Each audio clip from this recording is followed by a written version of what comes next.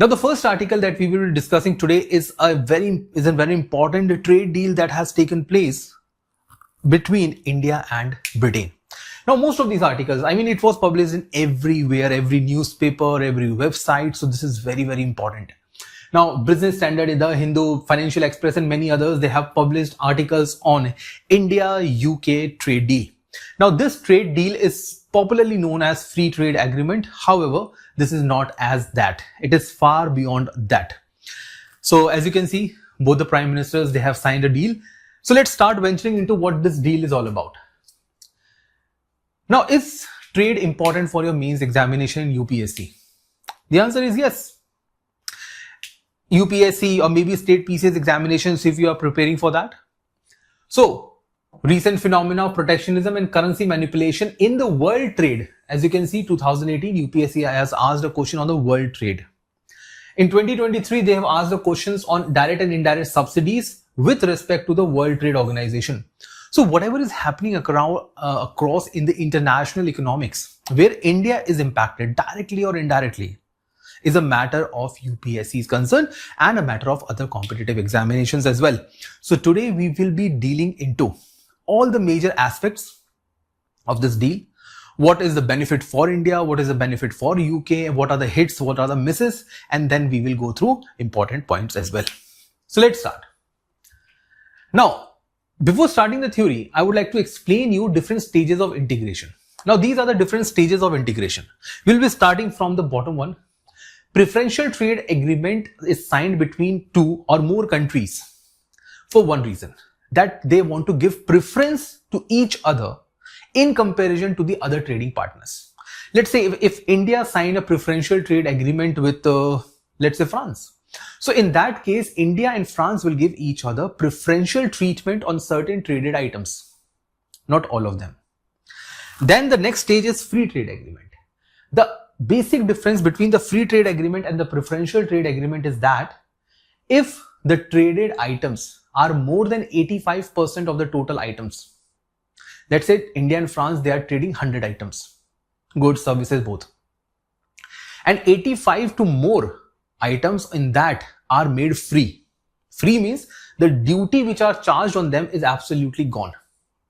I'm not saying free trade agreement, please understand, does not mean that we are having 100% free trade. No. Even if some of the items are excluded, that it is okay. So 15% of the items can be included from the overall trade. We need to keep this in mind. This is the basic difference between preferential trade agreement and the free trade agreement. Then comes CACA or CSPA, right? Now this is CISA and CIPA. These are a little bit higher, where services, investment, right, rules and regulations are also part. CECA or CEPA is just the another version of free trade agreement with more inclusion. That's it. More freedom, more inclusion. Investments are also part of it. Custom union is that kind of an economic integration where you find two countries or two or more countries having a free trade agreement between themselves plus. So till the first point, they are free trade agreement. So countries under custom union, they have free trade agreement plus they have a common external trade policy. So let's say India and France has a common, let's say India and France wants to create a custom union. So India and France will have common trade policies. They will remove all kind of trade restrictions between themselves, including services and investment, because it is beyond CECP, right? So they will bring all kind of common policies between them. But to be a custom union, both these countries should have a common external trade policy towards the third member, which is a third partner, or the outsider. So if the outsider is, let's say, Italy, so they should have a common policy. France and India together should have a common external policy towards Italy. So that is custom union for you. Then comes the next stage. Next stage is common market, where actually people to people transactions or transmission, or you can say labor mobility, is free. So labor can go from one country to the other country. Let's say there's a person who is working in Germany, can go to France, stay there. He can come to Germany, he can go to Switzerland, he can go to France, he can go to Italy, he can go anywhere if there is a common market. Common market is for the labor goods, services, investment. So when you reach at this stage of economic integration, even labor transfer is free. There are no restrictions, visa norms and others are not applicable. Then comes the economic union. We all know one of the best example of economic union is European Union. Now, economic union, apart from having all the features of the below, they have one extra feature. They have a common monetary policy. So the determination of interest rate, the supply, the amount of money, the supply of money, the direction of money supply, everything, interest rates and all is decided by a common monetary policy. Now, to have a common monetary policy, they should have a common monetary organization also, maybe a kind of a central bank or something. And when they have that, they should have a common currency also. So that's why European Union has Euro. Now, where does the present agreement of India and UK falls? So it is somewhere here. This is somewhere here. It's a mix and match of CACA and free trade agreement. Somewhere here.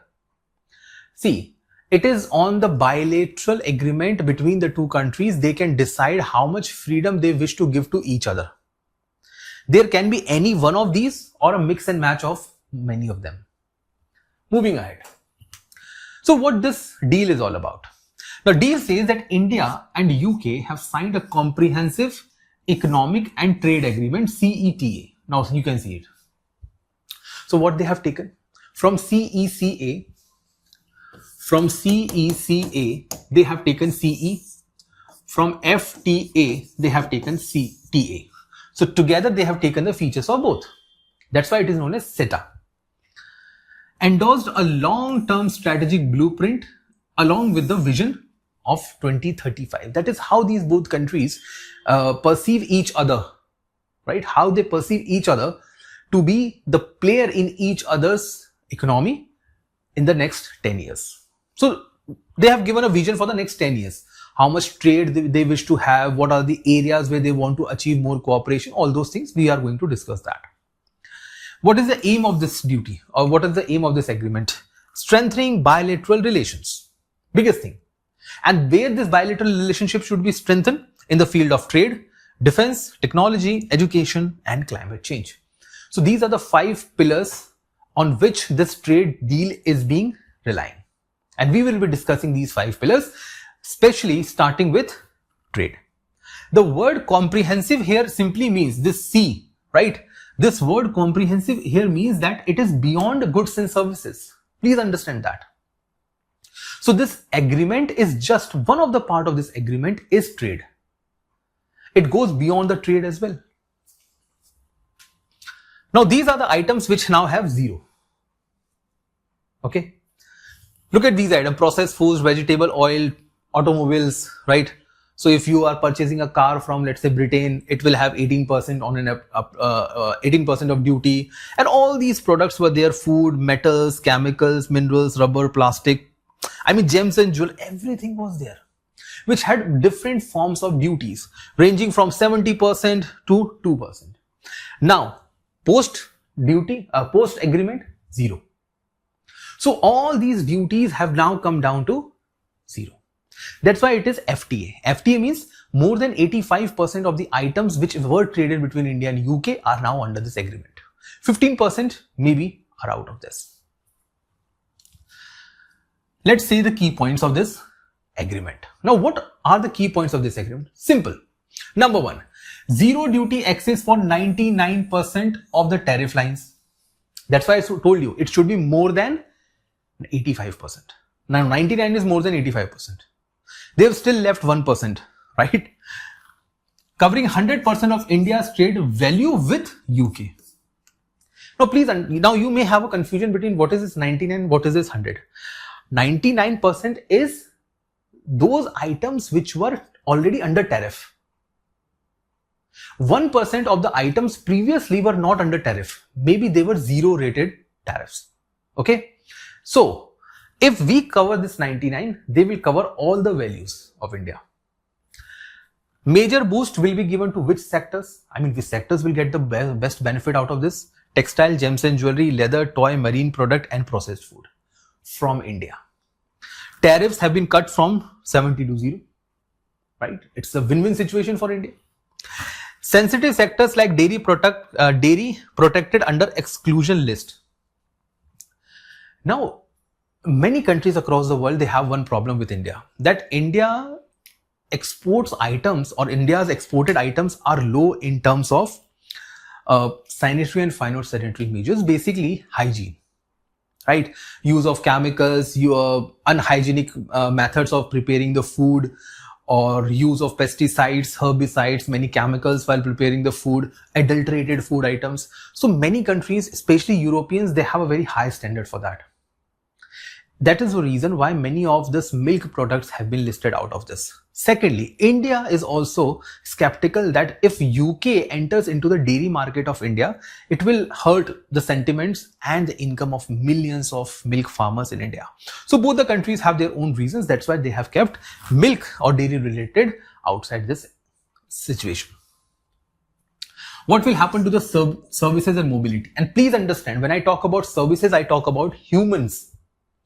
I'm talking about labor, skilled labor, transferring from India to others, not donkey. Please mind that. Enhanced access of IT, financial, legal, education, architecture, consulting services. Enhancing access means what? Now, more of the Indians can get access to these services, and more of the Britishers can get these services accessible easily. Less paperwork, ease of doing business, all those things will be provided. Liberalized visa norms, very important for Indian labor traveling to London, right? For contractual service suppliers, intra-corporate transfer, first of all, contractual service suppliers, they are on contract to supply certain services, basically. So let's say Indian companies are providing certain service on a contract. The second one is intra-corporate transferees. Let's say there's an Indian company which has office in Britain, and they want to transfer one of the employee from India to Britain. Indian company, Indian employee, but in Britain, right?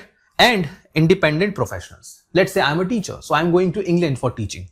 I'm an individual, right? So it basically covers mode 2, mode 3 and mode 4. These are the three modes of General Agreement on Trade in Services, GATS. It is part of WTO. Mutual recognition of professional qualifications in healthcare and engineers. Mutual recognition means what? So if a person gets a medical degree in India, that medical degree will now be recognized in Britain. So a person who became a doctor in AIIMS, Delhi, now he can go to Britain and he can start practicing over there. Basic registration will be required. Recognition will be provided. Previously, they were not recognizing. To get to England and work as a doctor in England, you need to get a degree in England. Now that will be removed.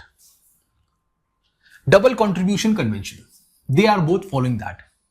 Now, previously there was a problem, guys, that every person who is traveling from India to England, if let's say that person is under National Pension Scheme and he has already contributed in India for last 10 years.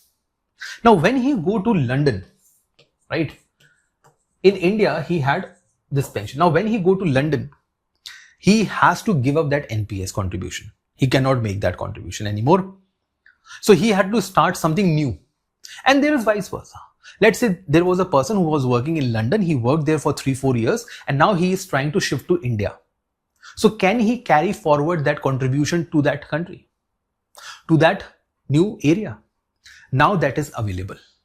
So social security contribution is now available. Secondly, there are many people, they are traveling from India to, let's say, UK. Now, when they are traveling to UK, they have to provide a small fraction of their income to the social security. In developed countries like Britain or in America, social security contribution is really very high. Everyone has to provide that. It is like another parallel form of taxation. So they have to provide this kind of contribution to their government. Now, the agreement says that for the first 24 months, right?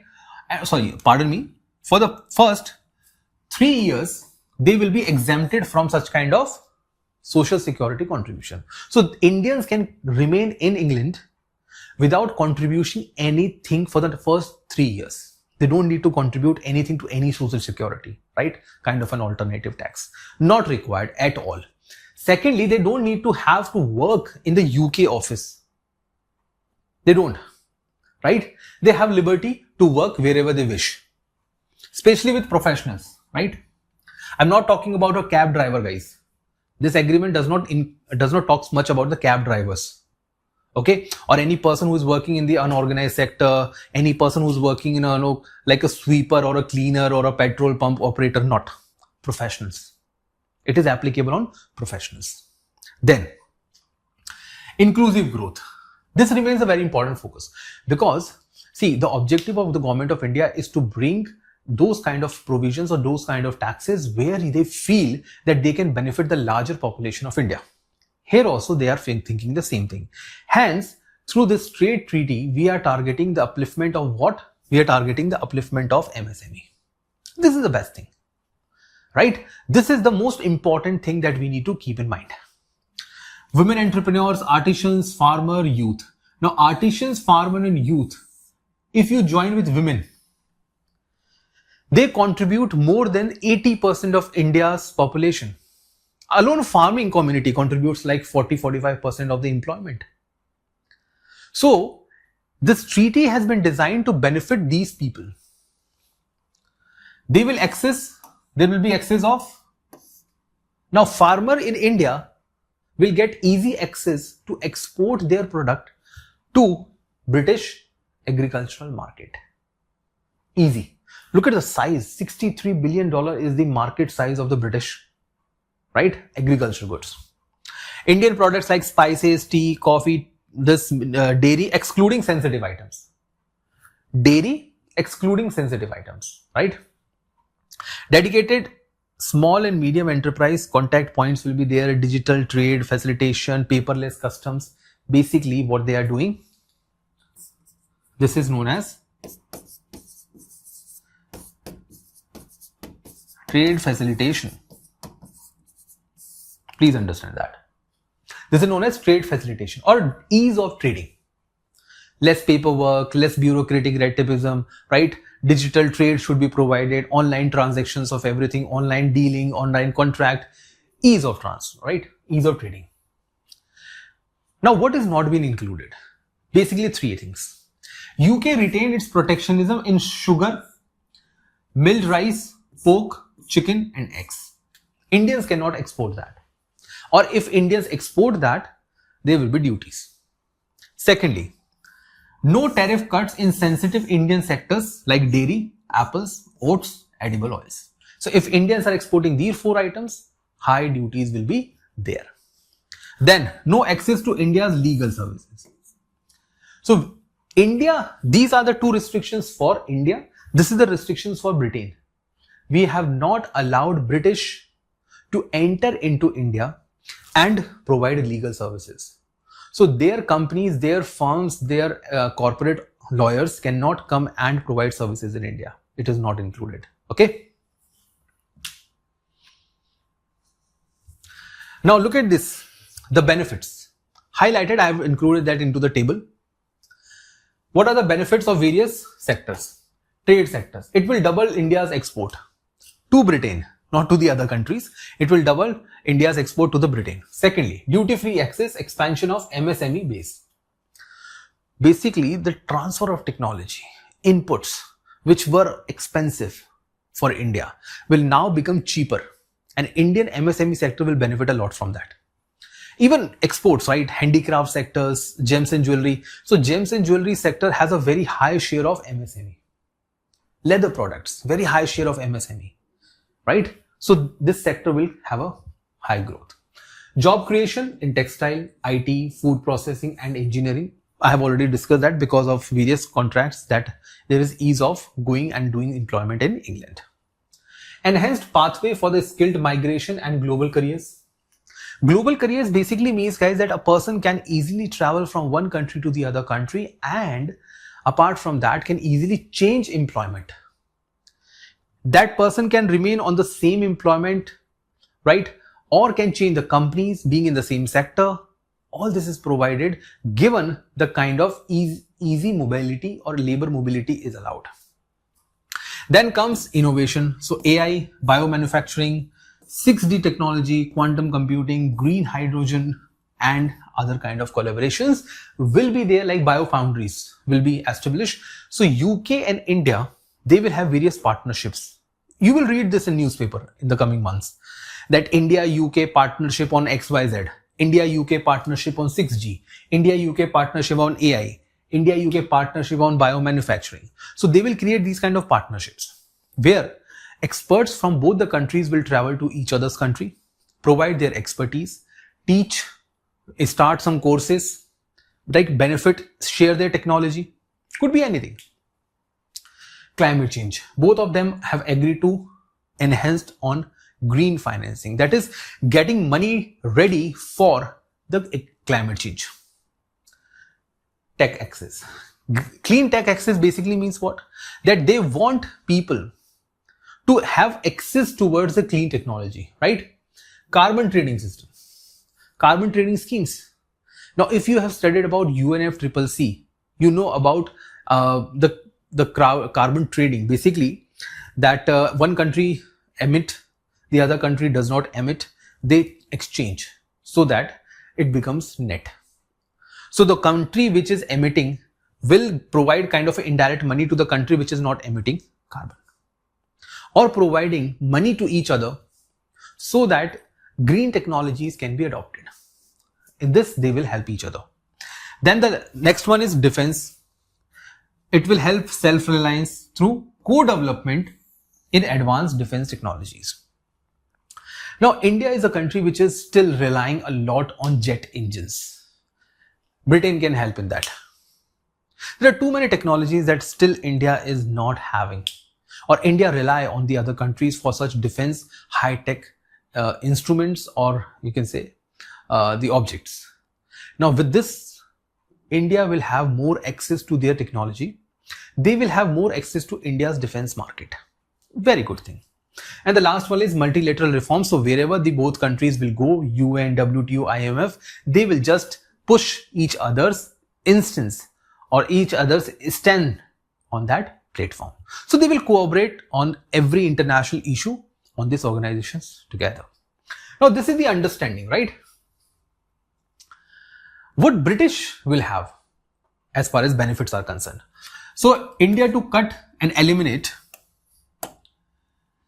90% of UK's, right, tariff on 90% of UK is good.